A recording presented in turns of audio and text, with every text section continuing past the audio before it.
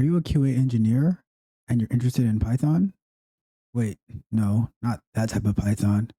Yeah, that type of Python, the coding language Python. And you want to start automating, but you don't know where to get started? Well, this is the guide for you to get started using Python and Selenium WebDriver so you can get on your path to being an amazing QA engineer. So let's get started.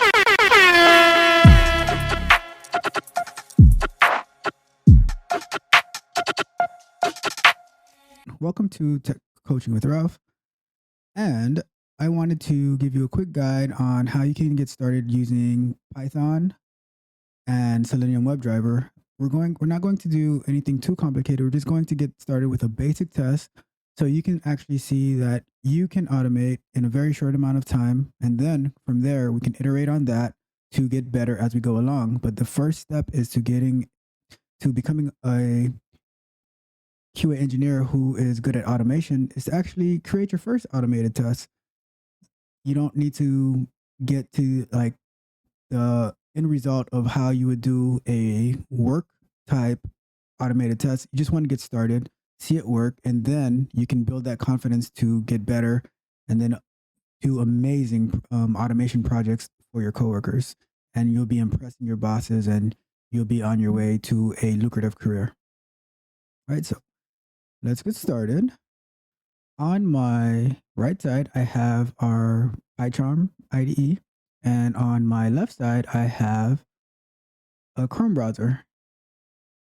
And we're going to have to create a new project in PyCharm, and then we can get started with getting all the packages that we need and all of the, and then we're going to go navigate through a website so we can automate that. All right. So here we go. Okay. So in PyCharm, I'm creating a new project and I need to give it a name. So let's name this Coach Ralph, Python, Selenium, Web Driver Walkthrough. All right. And this code will be available on GitHub if you want to download a copy of it to take a look at it for yourself. Okay, we're going to be using a virtual environment. And this is assuming that you already have Python installed on your computer.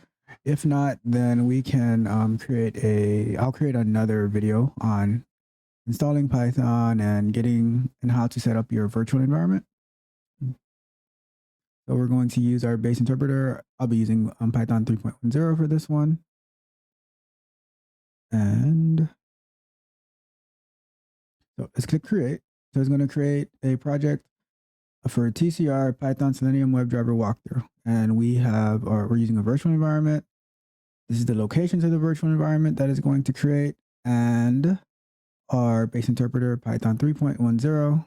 And let's click on create.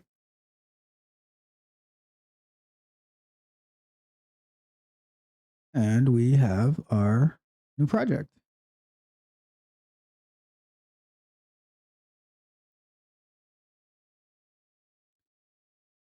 So the first thing that we're going to want to do is I normally go and I create a new Python package and I call that tests. And that way it's going to hold all the tests that I have. So, because when you're automating, you want to have very nice organization. So later on, as we expand on this test, we would have our page object factory where we organize all the pages. But for this walkthrough, we're just going to do a very basic automation. So inside my test folder, I'm going to have the actual test file that we're going to be doing. So let's do a new Python file inside the test directory. I need a name for it, but let's see. What site should we automate? What popular site do we use? I always use Amazon, but I'd like to use something different this time. Not sure, but let's give it a name. So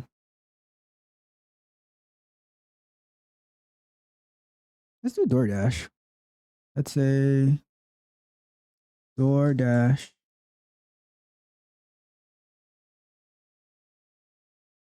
restaurant search. How about that? I've done Amazon a lot of times, and I haven't done DoorDash yet, so let's give DoorDash a try.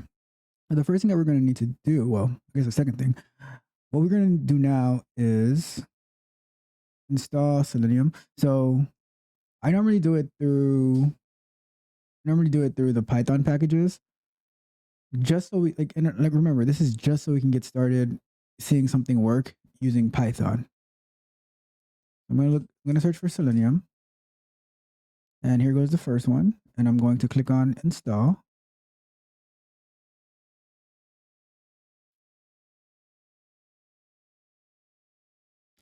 And the next thing that I'm going to do, which is very important, I can make another video on how you would manage the like the binaries.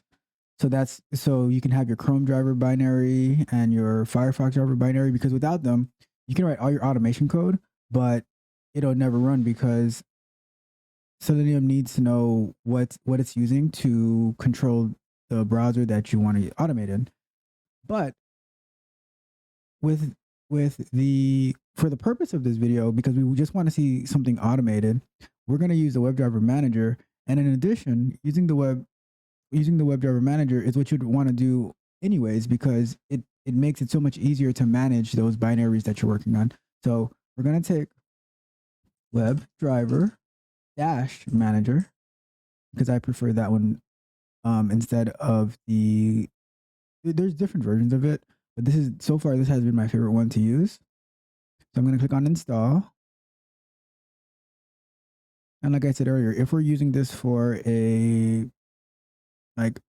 on the job, there's better way to do it, right? But this is so for our learning purposes, I'm helping you get started. And then later on in another video, what we'll do is, okay, how can we set this up for a work environment where it's going to be more professional? This right now is not very professional. It's for our own learning experiences for people who don't have any experience using Python and Selenium. All right. So the goal is to get an early win by seeing a test work properly. All right. So we have our Selenium installed. We have our WebDriver manager installed. So first thing I'm going to do, I'm going to search for Selenium Python in my browser. That way we can get like the documentation on how to get started. All right. So the first thing I normally do is use this website, the pypy.org website, and I go through the documentation there. And then if I need more information, then I can start going through like the websites that have them linked particularly. So I'll start on this, and then I can go here, or I can go to the docs if necessary. But just to get started, and this is the other way of installing it through like the terminal using pip install, but we did it through PyCharm just for the purpose of this video, so we can get started to get an early win. All right, and then this is about the drivers that I was telling you. So if we didn't have the WebDriver manager, then we would have to go to each of these websites, to the Chrome driver website to download the Chrome binary, to the Edge website to download the Edge binary, to the Firefox website, to the Safari website, all of these different websites so we can get started. But we don't need to do that because we have our WebDriver manager. So in another browser, I'm going to also open, actually, I'm going to duplicate this browser, and I'm going to search for WebDriver manager. All right, so there it goes. And click on that. And now we have the documentation for the WebDriver manager, which it has support. It says it has support for Chrome driver, Edge Chromium driver, Gecko driver, IE driver, Opera driver. It doesn't have it doesn't have support for Safari, but if you're on a Mac and you wanted to automate Safari, then would probably have to do that local binary thing. But we're not going to worry about that. Today, we're only going to focus on Chrome, and then later on in other videos, like let's say we're building out a framework and we want to be able to pass which browser that we want to run the test in, because in a work environment, you might actually want to run the same test in multiple different browsers just to ensure functionality, because sometimes there can be differences between how something is rendered and runs in Chrome versus how it runs in Firefox, how it runs in IE, etc. So that would come later on, after we get more comfortable automating. And let's say we're building out a framework where we want it to run in multiple browsers, then this part would become effective, But we're only going to focus on Chrome driver today. Okay. So let's get started here. And so we're going to, and as we go along, we're going to use critical thinking to get it to work the way that we want to. Like, because in this example, it says Firefox, but we're going to use Chrome. Okay. So first things first, from Selenium, import WebDriver. And of course, you could copy and paste it, but I think there is a good habit in when learning to actually type most of the text out, just so it can like register into your mind a little bit better. And now we're going, let's call it browser equals, and then we're going to say WebDriver, but this time instead of Firefox, we're going to say Chrome. And we're going to say browser.get, and we're going to say HTTP www.door-.com, right? And lastly, let's also close the browser dot. All right, so that'll close the browser after it runs. So the next thing that we're going to have to do is to go to the WebDriver manager, and I'm going to scroll down a bit, and we're going to, so we're using Selenium 4, so we need to go to this code right here, not this code. If you're using Selenium 3, I don't know, maybe you're working in an environment which they already have a framework and they're still on Selenium 3. Not sure, but for the purpose of this video for learning, we're going to be using Selenium 4. That's what we installed using the Python packages. So Selenium 4, we're going to say, we already got from Selenium import WebDriver. Now, let me highlight this so I don't get confused on what I'm looking at. Let's minimize this. Let's make the code bigger. Let's make this code bigger as well.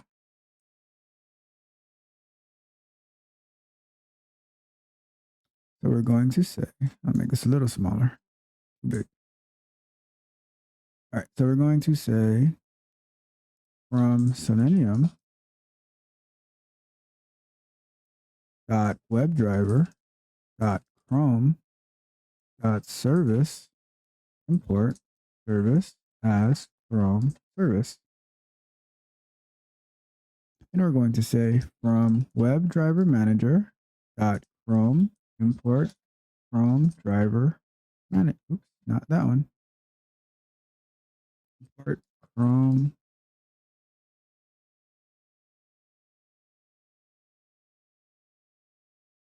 import Chrome. Oops, typo. Import Chrome driver manager. Now, when we're creating our driver, we're going to say service equals Chrome service, and then Chrome driver manager dot install. And now what should happen is when we run this, it should download the latest version of the Chrome driver. If we don't have it already, it's going to install that latest version, and then it should go and open up the DoorDash website. So let's give it and then after it opens up the DoorDash website, it should exit out of it should close the browser. So give it a run. There it goes, downloading the latest version.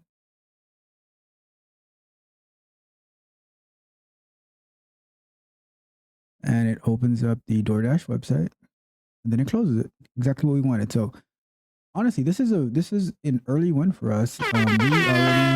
We've already automated. I mean, granted, it's very simple as opening up a browser but this is what we coded it to do. We said we wanted to go to DoorDash, and it did, and then we wanted to close the browser. That's automation. It's so simple to get started that you shouldn't get discouraged saying, "Oh, it's code, it's too much hard, like it's too hard. I don't know anything about code." When I started working in automation, I didn't know anything about code either. I mean, I knew some HTML, I knew, I knew a lot of HTML, I knew a lot of CSS, but this code is totally different from HTML and CSS. So it doesn't take a rocket scientist to be able to automate. Now, as you get better, you're going to come up with more creative things to do. And you should definitely learn the coding standards of object oriented programming, which will make your code even like it'll make your code amazing and it'll make you very creative in the way to properly structure your projects. But this is an early win for us. So don't ever say that you can't automate because we just automated. It's and how many lines did it take us? It took us 6 lines of code to be able to open up the DoorDash website and then close the browser. Not and this code right here is actual automation code. All these first 4 lines right here, they're just set up. It's just to get started. Like it's importing and then configuring your web driver. But this is it. This is the automation code right here. So yeah, don't let anything discourage you from taking on something new. Okay, so now let's go a little bit further because we have our browser.get, which is opening up the website for DoorDash, and then we're going to close it. So I'm going to add these spaces back over here. Let me add some comments. So we're going to say open up the DoorDash website, and here we're going to say close the. So in between, so let's open up the DoorDash website. Let's see what flow we want to go because I'm not 100% familiar with DoorDash, but let's see the flow that we want to use. So if we want to search for a restaurant, let's get a delivery address. So what delivery address can we use? Let's find a quick address in Google Maps. And let's say we go to,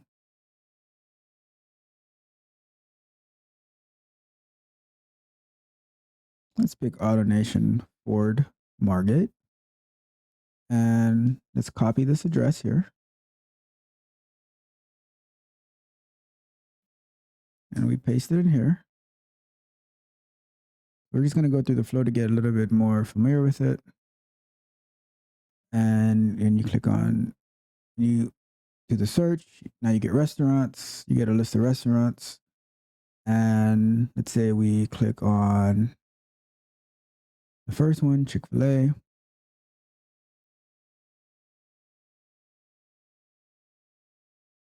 So, all right, so let's pick our flow that we're going to automate. So we'll say enter delivery address. And then we're going to click on the first restaurant. Print out the name of the restaurant. View the menu.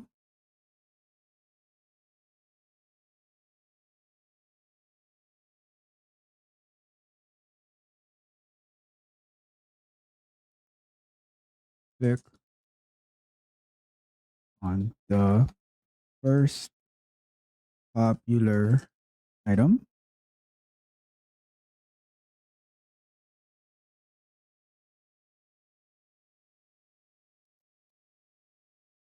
Add the item to the cart. Simple as that. So we have a nice little flow, and what we'll do is along each way of the flow, like let's say after we do the enter delivery address, we're going to run it so we can see it work. And then we're going to continue to each. So if there's any errors, then we'll fix those errors and we'll keep going. Message. The reason that I'm doing it this way is because if we did this whole thing and then it fails here, that's going to discourage us. And when learning, it's so easy to get discouraged and quit because we can write so much code and then it doesn't work. We don't know why, we don't know where, and we just want to give up. So we're not going to do that here. We are going to get this the way we're going to get this the way that we want it to be. So, and we're not going to get discouraged doing it. So now how can I get back to the original DoorDash page. So let me see if I want to get back to that homepage.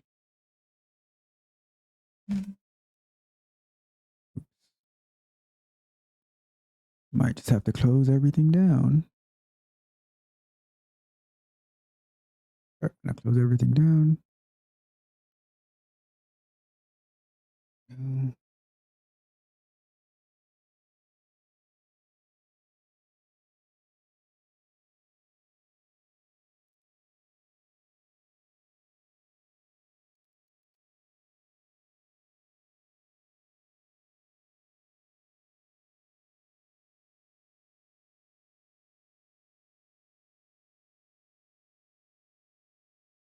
And these are the things that you will have to get familiar with when you're learning and trying to get things to work the right, like the way that you want it to work.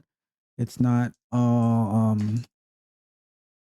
it's not always going to just flow, right? A lot of people, they'll edit a lot of the video and they'll have it where it is like a straight shot, but it's never a straight shot. There is a lot of learning involved and a lot of trial and error. So let's go back to DoorDash.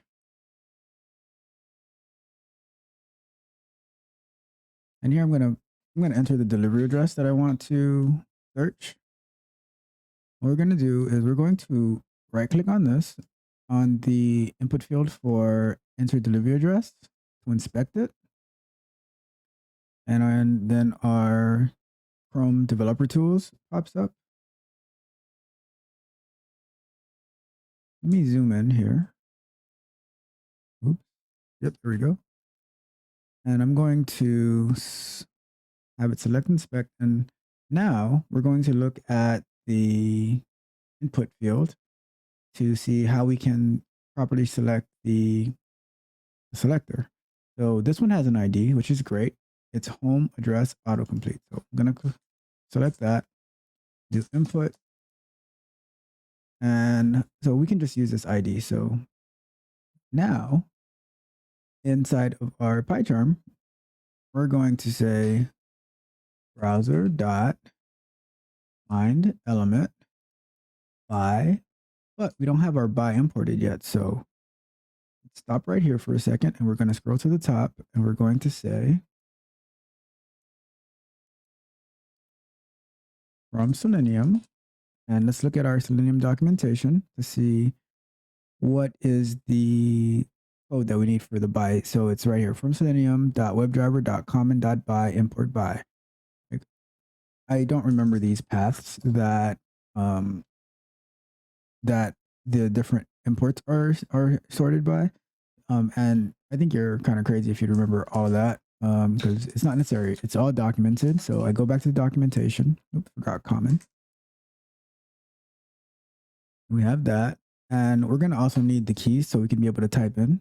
So from selenium.webdriver.common.keys import keys.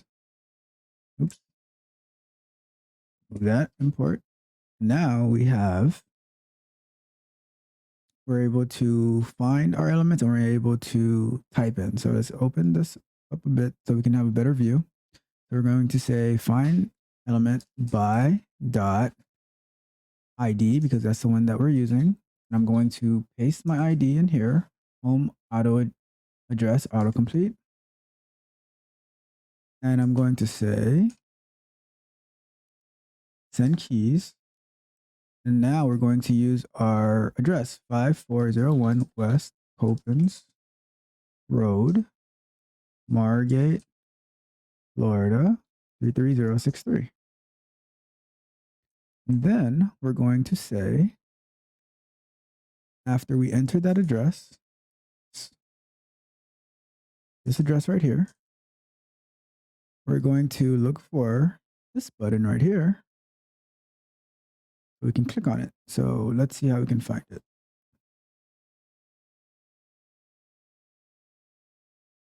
So it starts off as an SVG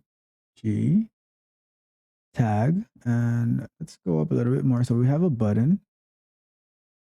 is there anything we can do to target on this particular button? There is not. So what I'm going to do, I'm going to start typing with button. I'm sure it's going to find plenty of buttons.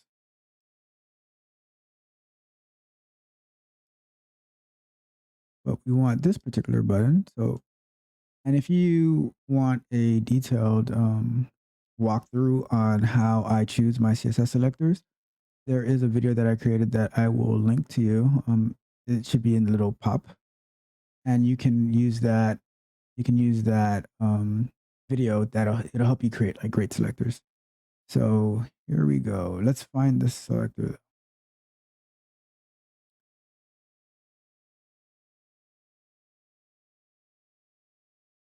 So let's do this. So we have a data test ID for this div. So let me copy that data test ID and we'll say div using CSS selector. And now it finds that exact one. So we're going to copy this. And we're going to say browser dot find element. Oh, wrong line. Here we are. Browser dot find element by, this time we're using CSS selector. We're going to paste our CSS selector. But look at that. Using double quotes, and we have a double quote in here, it kind of messes it up. So in this case, we would either have to change our double quote on the outside to single quotes, or we would have to put our single quotes or double quotes on the inside to single quotes. I personally like keeping it consistent as much as possible. So the way I have double quotes here, the way that I have double quotes here, I'd also want to have double quotes here. That's why I'm changing this to the single quotes on the inside. If I was using single quotes on the outside, like on here, then I would use single quotes here too. I try to be as consistent as possible, as much as possible. And then here, we're going to say click. So now we open up the browser, go to DoorDash, and we're going to find the home address autocomplete. We're going to enter the text for our address. And then we are going to click on the search icon, the arrow. Let's give it a run. So we've completed this part, the entering the delivery address. Let's give it a run to see if that is going to work.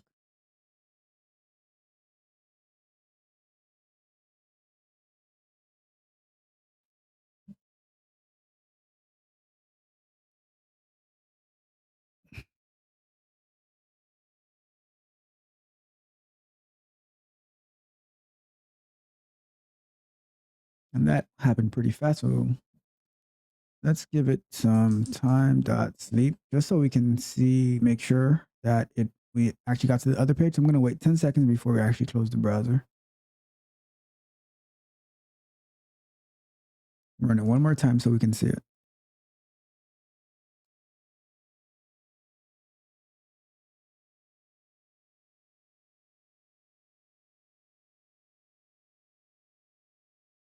All right, enter the address. Does it click the search button? I don't think it clicks the search button. So that's not what we want to happen. Let's see why it's not clicking the search button.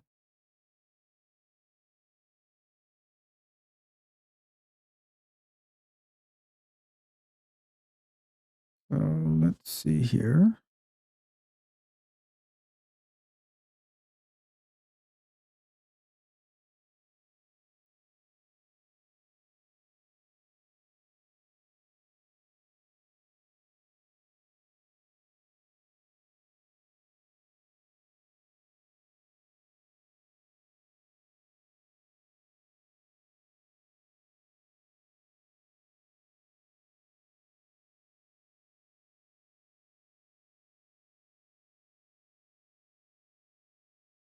So let's see if we inspect this.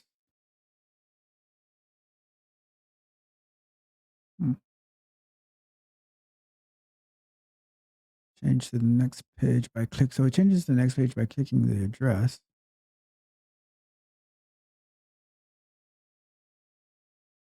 And now our cookie's already set. I'm not going to do that all over again. So let's do a little wait over here to see if we give it some time to enter that address, and then see if we click on the.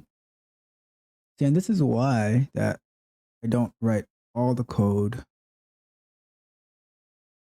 That's why I don't write all the code, because you see at the very first step, we're having a little bit of an issue and we want to see it work. So I don't want us to write all this code, we run it and it fails at the very first step. And now we're like, oh, this doesn't work. I quit.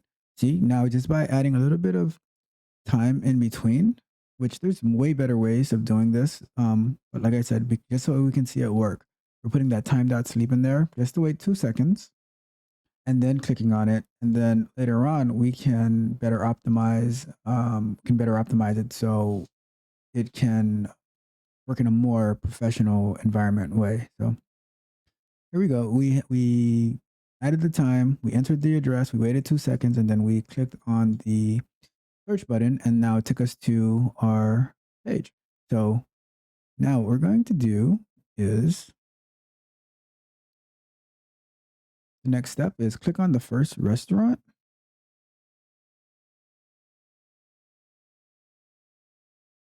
And I'm hungry, so we're going to do fast food in between. So click fast food icon. So let's search for the fast food icon so we can filter by fast food. And now let's find our selector for this.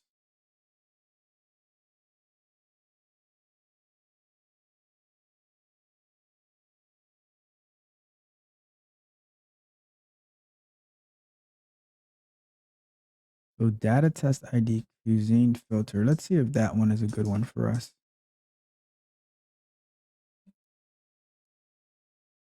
And so cuisine filter, that the data test ID is going to find each of these. But let's see if it can be a little more specific to our fast food. So over here, let's see if there's anything that specifies fast food in here.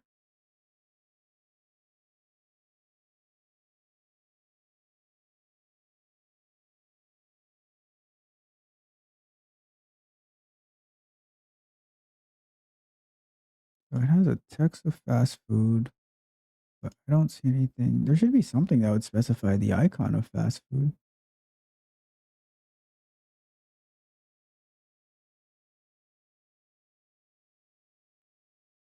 And this is like part of the investigation that we do when we're automating, so we can have a more accurate representation of our test, and so we can limit the flakiness of our test.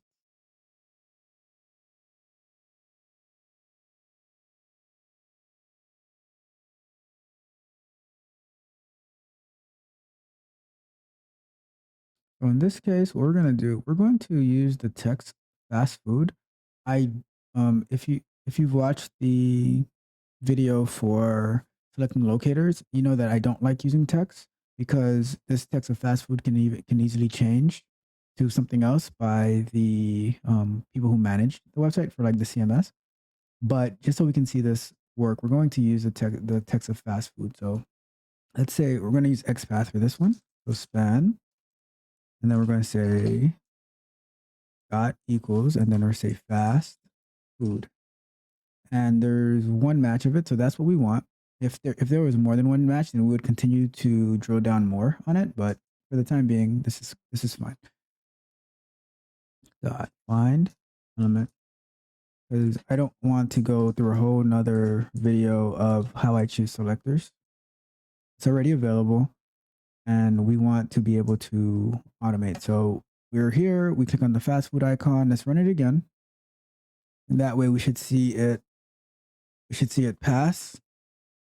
we should see a click on the fast food, and then we should have a filter of fast food, and we can continue to go from there.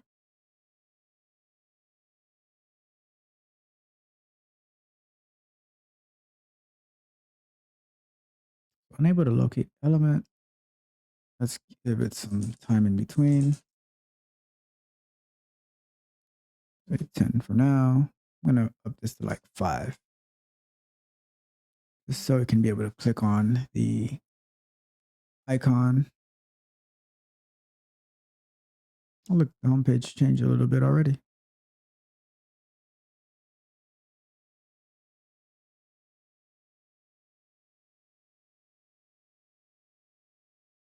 All right, so search for the restaurant. I'm going to click on fast food. After 10 seconds.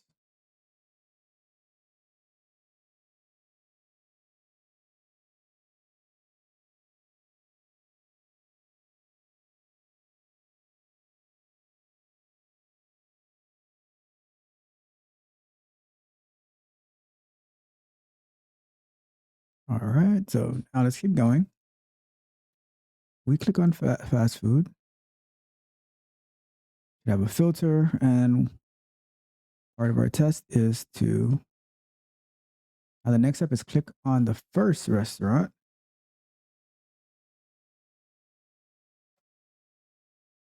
So let's do some more CSS selector.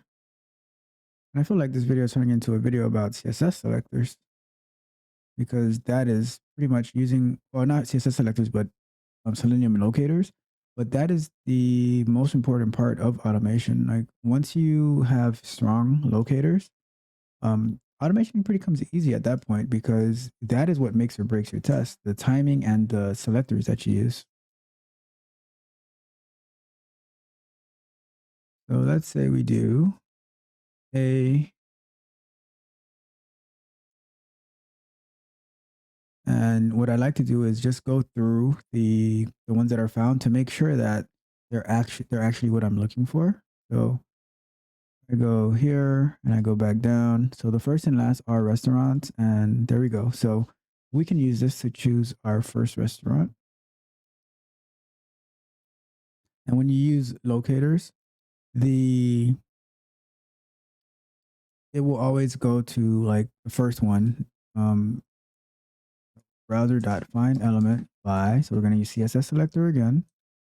Then we're going to say, so now we need to fix our quotes to single quotes. And we're going to say click. So that should click on the first restaurant, which in this case, it happens to be Wendy's.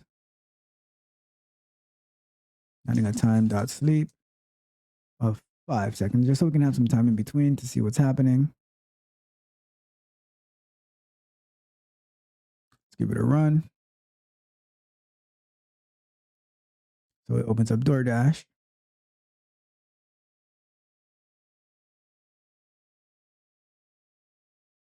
I'm going to enter our address. Could click the search button. Okay, it's searching. Now it should click on fast food to filter.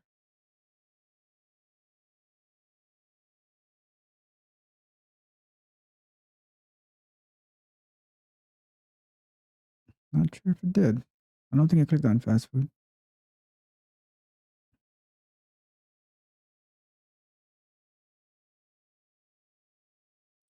So it says not clickable at the point other element will receive the click.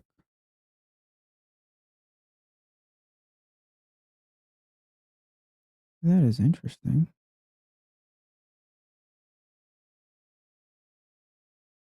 Message element, intercepted element. Not clickable because, let me up the time a little bit just so we can see if that's what's causing the problem. Because I don't see it clicking on store card as we would expect. Oh, that's because, stupid. See, and these are the little mistakes that you can make when automating. Because you get like, you just get so into it, and then he's like, oh, it's not clicking store card. Like, I know I coded it. or it's not clicking the fast food link. I know I coded it, but then you see that you only did part of the code, and so we need to actually add click, and that's why we said that it wasn't clicking in the first place. Let's give it a run, and you end up running these tests like over and over and over again, so you can see them work, and so you can it's like you're automating and testing it as you go along. So now we have that. And now we should be able to click on fast food. And now we should be able to click on the first restaurant.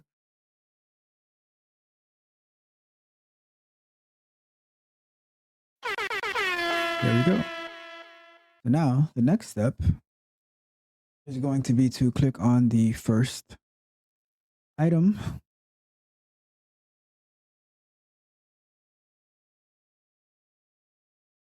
All right, so close the browser. So let's keep going. So in our regular browser, we're going to click on the first restaurant.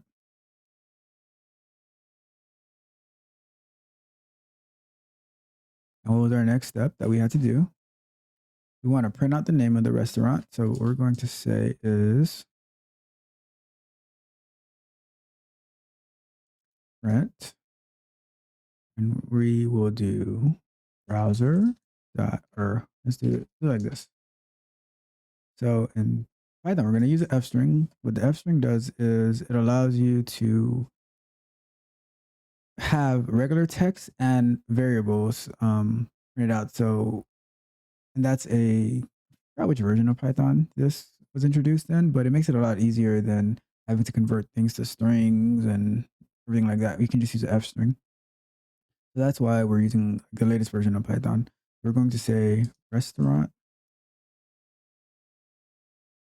selected is, and then we're going to say, do a new line actually. So open curly braces and say browser dot find element by, and what are we going to find this element by? So let's go back to our Chrome browser and search for the name of the restaurant.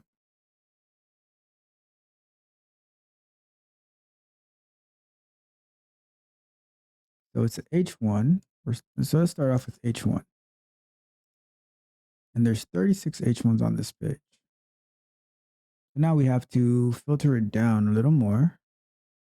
Well, there's not 36 H1s. There is just, okay, so the second H1, the tag of the H1 is the name of the restaurant, but we want to be a little bit more specific just so we don't end up capturing the wrong thing. So let's say inside of main H1, and there's one of one. So that is good enough for us. It is unlikely that another H1 would be introduced on this page, but let's say there was at some point and it caused our test to fail, like it was introduced before this H1, which is highly unlikely, then we would have to adjust our test. So H1, copy that, go in here and say by. We're going to use CSS selector again, comma, and then let's use single quotes, main H1, and then we're going to say text. All right, that should be printing out our text. And another thing that we can do is, like, as part of validation, to make sure that there is actually an H1, we can say assert. And here's what we're going to do, just so we can make this, because we don't like to have repetitive code. I'm going to take this out and I'm going to put it here. And I'm going to say restaurant name equals, and we're going to put it as that. Okay. So in here, we can say that.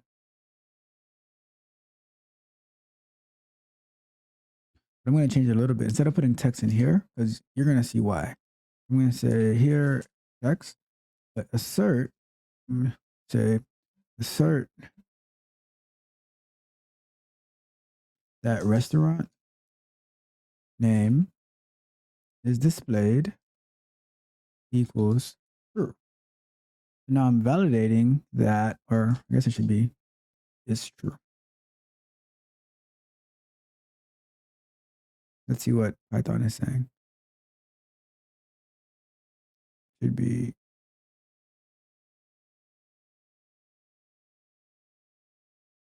so it's true. So assert that restaurant name is displayed is true, or I guess we can just say is displayed. And if it is not displayed, we'll say restaurant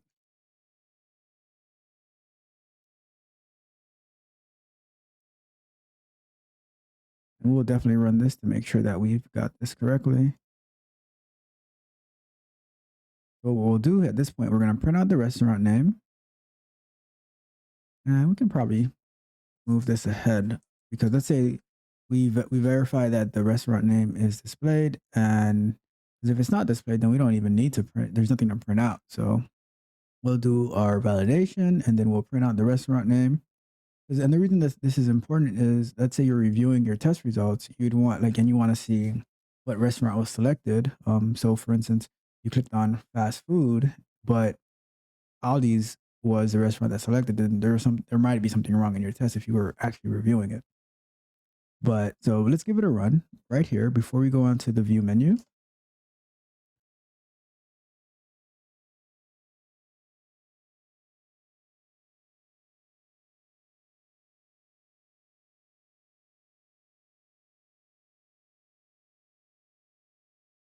So we enter our address again.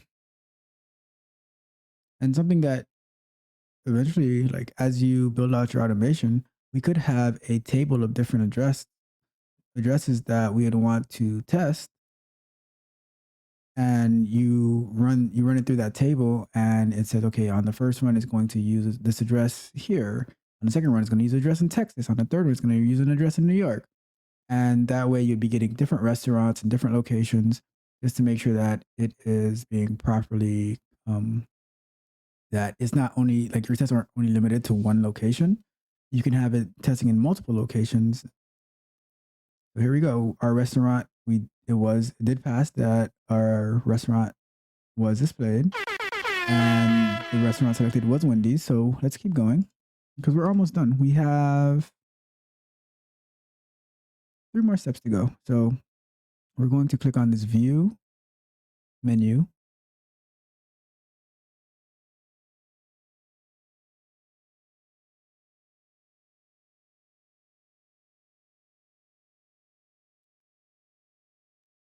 And something as you get more into automation, you definitely want to work with your developers so they can provide you with better selectors. So you can actually be able to facilitate automation, and that makes their lives easier as well. So how can we find this text? So let's target it with this. So button, primary button. So there's 4 primary buttons on this page. Let's see what they could be.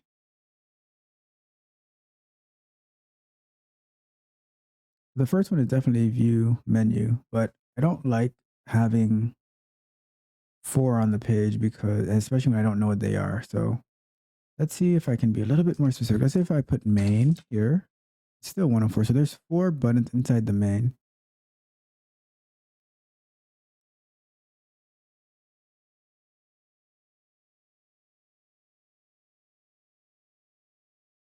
But the other, so the next one is a radio button. So let's see if we are able to target this button. So look at the type here.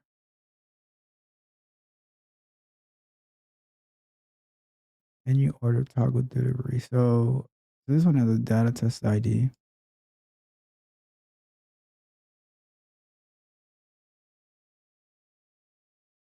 I wouldn't want to do the shape because it can be changed at any given time.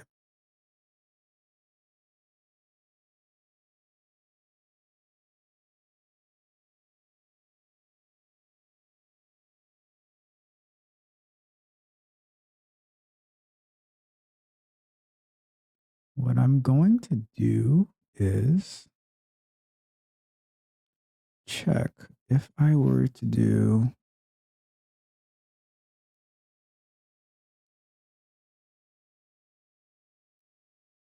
so let's say I do, this is getting a little bit into very advanced CSS selectors,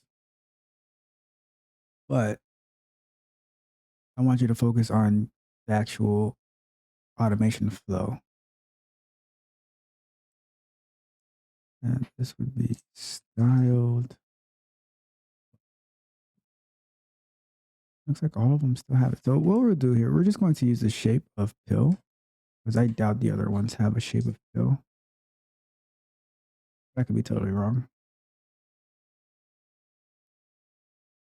Oh, they all have the shape of pill. Imagine that. Oh, okay. Delivery, pickup, and the other ones. Okay, so what I can do, we can do, let's use that for the time being, because this is the first one on the page. And just for the goal of getting automation to work, we know that this should work. Let's do browser, find element by CSS selector. I'm going to fix this to single quotes and then click. And when you click on that, it should scroll to your menu. And we're going to add a little bit of wait time. And in our framework, we would have it to be more comprehensive on how to do wait times. There's way better way to do waits, but just so we can get our win here. So I'm not going to run it for the view menu because it's staying on the same page. It should just be scrolling us down. So let's go directly to clicking on the first item in the menu.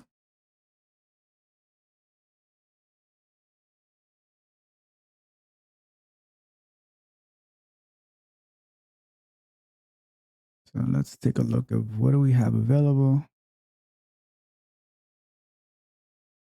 All the way up to here. So let's do,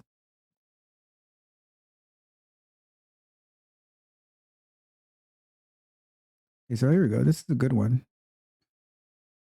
So if we're looking at the code, so data item ID, this would be the ID of French fries for Wendy's, but we don't really care about that. What we care about is locating that items in the menu. So let's say div, and we say that. So and there's so it says 1 of 10. 1, 2, 3, 4, 5, 6, 7, 8, 9, 10. And then there's probably going to be more as we keep scrolling down. Let's see. Yep. So there's more that loaded up. So what we're going to do, we're just going to choose the first one. And that should be a good one. And say browser.find element by CSS selector. Fix this, of course. Single quotes. Dot click.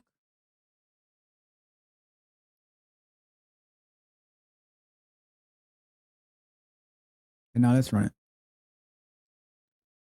We still have our time.sleep. Let's just add our time.sleep of 10 seconds right before the browser closes. And let's give it a run. And it seems repetitive, but it's very useful that we get into the flow of testing out our flows and seeing it work. That way it prevents us from getting so far into it and then we have to do everything over again. And we have, like, it just prevents a lot of troubleshooting because let's say at each step you have an error and every time you run it, it failed, it failed, it failed, it failed. It could feel all right that you're seeing it pass along the way, like as you're fixing it, but I think it feels much better that every time you make a little bit of change, you see it work. You do a little bit more change, you see it work. You add more automation, you see it work. That's why I recommend doing it the method that I'm doing it here.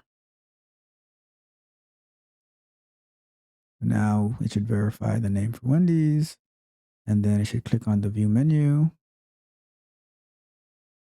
take you down to the bottom, and then you should click on the first item for French fries.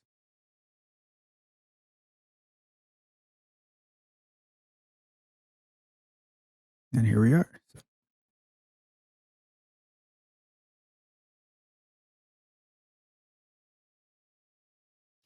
So let's keep going with our test. Almost done. So the next step is to add the item to the cart. So we've clicked on French fries.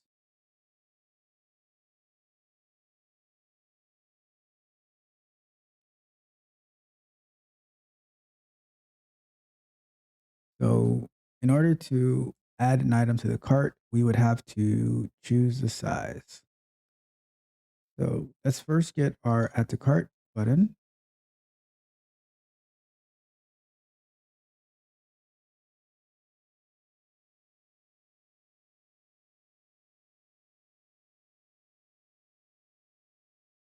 Another way, okay, so here we go. We have a data anchor ID of add to cart button on the button. So let's take that one. Button. Nice. Very easy. We're going to copy this and we're going to say browser dot find element by CSS selector, paste our selector, fix our double quotes, of course, click, and that should click our add to cart button. However, we have a small problem because we're required to choose a size. So let's add that. The thing is, though, we're not always going to get Wendy's, and we're not always going to get French fries, and we're not always going to get an item that is required for us to choose a size. So what do we do about that? Well, first, let's get the code for this radio button.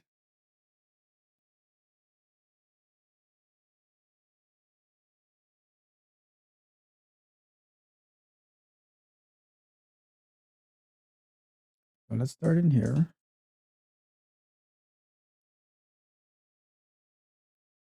Div, like that.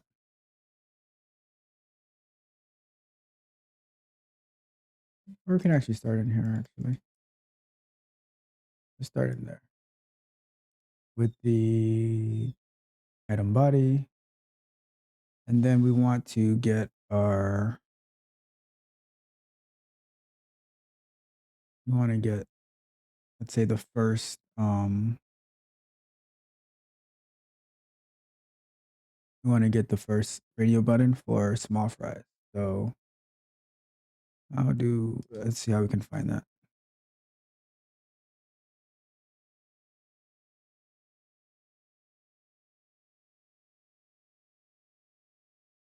Let's go. Now, I'm not 100% familiar with the DoorDash site, but I have a strong feeling that input toggle ID 0 would be on every product that requires like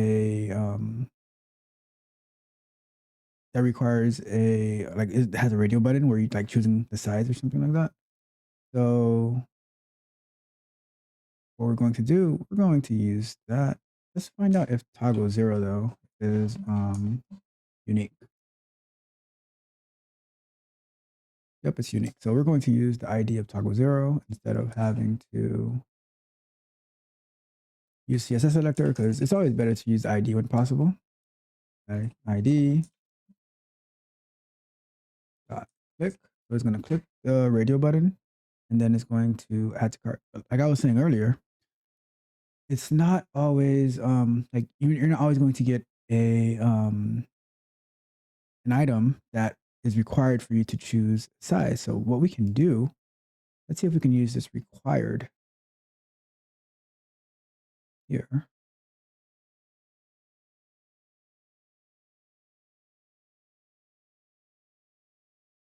What would that be part of?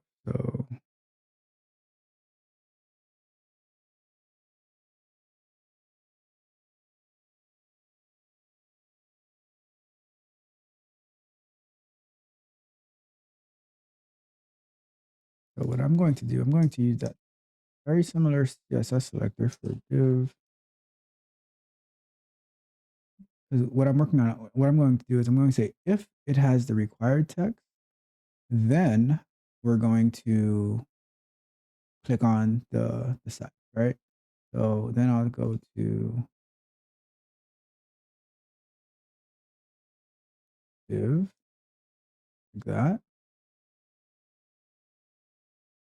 And then we'll find the required text in here.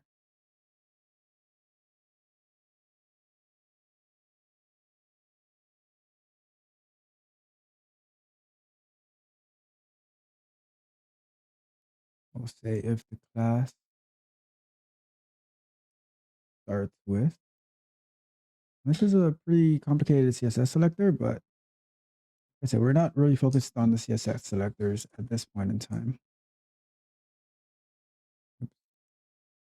Let's say this is going to be class and it starts with, oops, that's not the one it starts with. I think it's, no, div class. Oh, we don't need the equal. So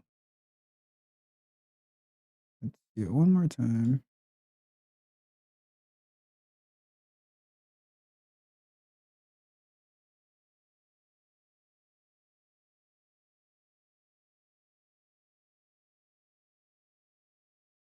Let's see, div class. I'll just put, why is that?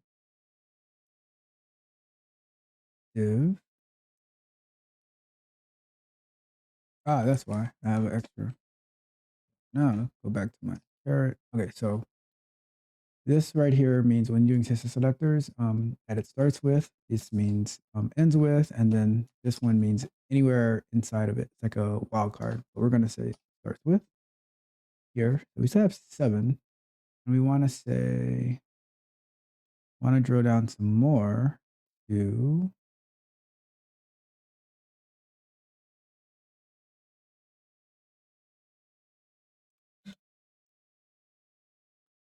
so we're gonna have to end up doing is converting this to an XPath because there's nothing to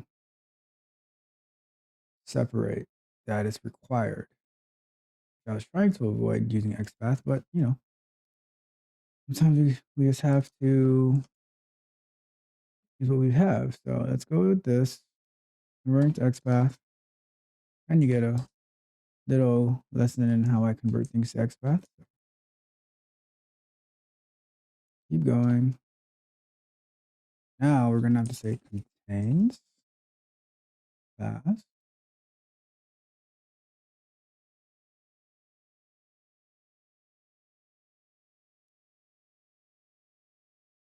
And now the text is required. Here we go. We're going to copy that. And we're going to say inside of our code, if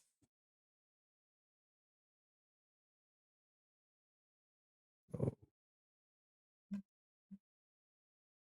if browser dot find element by XPath is this. And let's look to see what, oh, let's fix this one, of course. Any others? Fix this one too. Okay.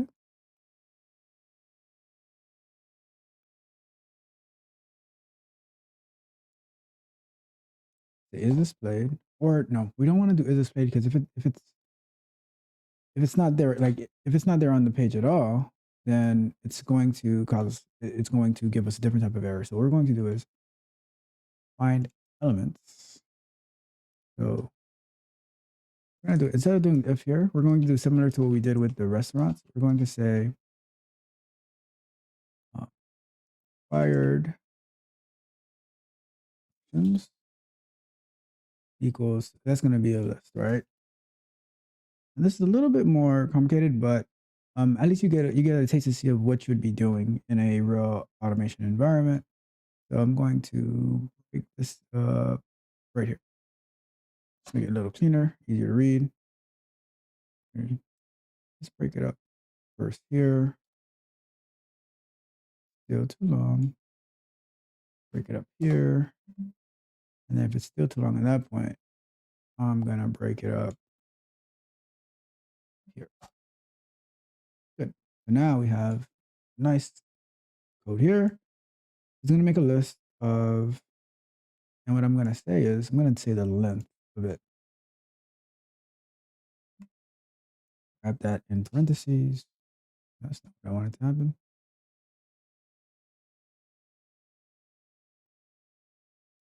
Grab that in parentheses, and I'm going to add len in front of it for length. For the length of this size. So we're going to say the required option list size is equal the length of the required element, right? So it's looking for how many of those required elements are on the page. So if it's 0, then that means it doesn't exist on the page. If it's 1, then it does exist on the page. So what we'll do is, and there's other situations that, like, based on as you're working on choosing other products, like let's say there's a product that requires you to have like 2 different things to choose from, you know, like let's say it was nuggets, like what size of nuggets, and do you want it spicy or regular, then that might be required as well. But just so we can do this right now, so this is how this would work, right? We're choosing the length, and now we're going to say if the required option size, the size is greater than 0, then we're going to click on the first radio button.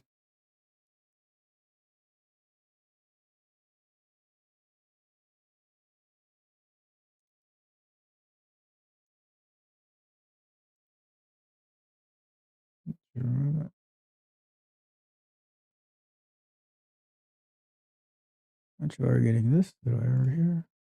Okay, so whatever. So required list size is greater than 0, browser.find element. Then if it's greater, then you're going to click it. If it's not, then do nothing, and it just continues to add to cart button. Now, before we go to, we are clicking on the add to cart button, so let's give it a run to see what happens. Actually, let's do it ourselves too. So click here.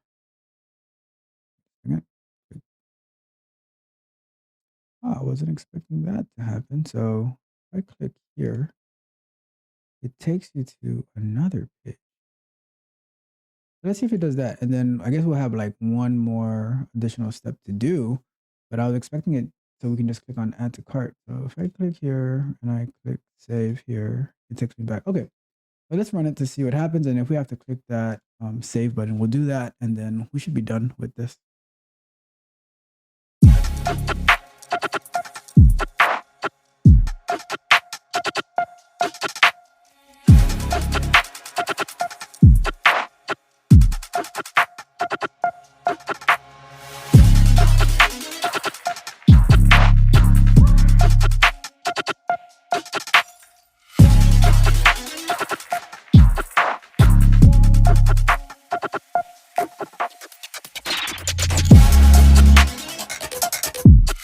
If you enjoyed the fascinating information shared in this video and you want more, be sure to hit the subscribe button to Tech Coach Ralph to be notified for new videos.